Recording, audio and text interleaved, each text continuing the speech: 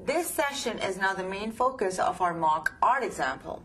In this section, the student's transition and her post-secondary goals are addressed and matched to proposed CTE coursework for the next academic year.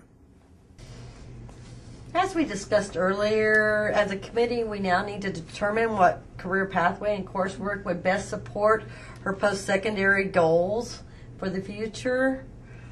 Since you've already presented your goals for the future, would you ask the committee, or would you like to ask the committee what they would recommend as far as a career pathway or coursework that would help support that for you for next year? In the past field, I have worked with my teacher to come up with the plan. Will you please tell the committee what we talk about?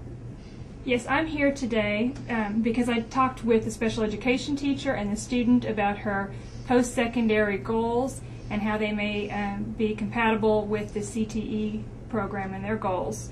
Given what I know about this student, I feel that the courses that I teach as part of the career clusters will enable the student to be able to reach her goals. Could you explain how these courses within the career cluster will meet our students' needs?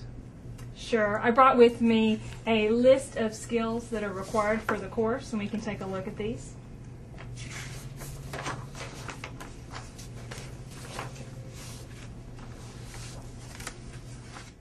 In our example, you heard our CTE teacher mention a skills list. This is a simple tool which CTE teachers and their representatives can utilize to talk about their program at ARD meetings. We advise teachers to create two such checklists, a basic skills inventory and a comprehensive skills inventory.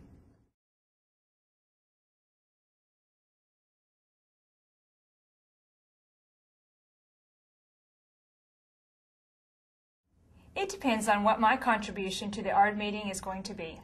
If I'm going there because a student is going to be placed in my class, then I carry information about my course, such as a syllabus, and I talk about examples of assessments. I may also show a PowerPoint to explain the course better. Occasionally I have used video clips to demonstrate what goes on in my classroom. I typically would have collaborated with the students' teachers and parents prior to the meeting, and I would also invite them to visit my classroom and observe the procedures. If I go to the ARD meeting for the purpose of reviewing a student's progress, then I bring a progress report, grade sheets, results from any pertinent informal assessments, especially interest and skills related information. I also make sure that I discuss suggestions for updated IEP objectives and accommodations or modifications that will help the student to succeed in my class. Given the list that you have provided us and based on the previous meeting that we've had with the special ed teacher, I certainly feel that the student's academic skills are well suited for your course, and I really believe that she's going to benefit from this career cluster. It's my understanding that all the parties had met prior to this and established a career pathway for your daughter. Are you in agreement with this proposal? Yes. In knowing what my daughter wants and after meeting with her teacher, I believe they do have an understanding of her specific needs. In addition, I did meet with the CTE teacher and visit her classroom, and I do feel that the environment that she teaches in is an appropriate one.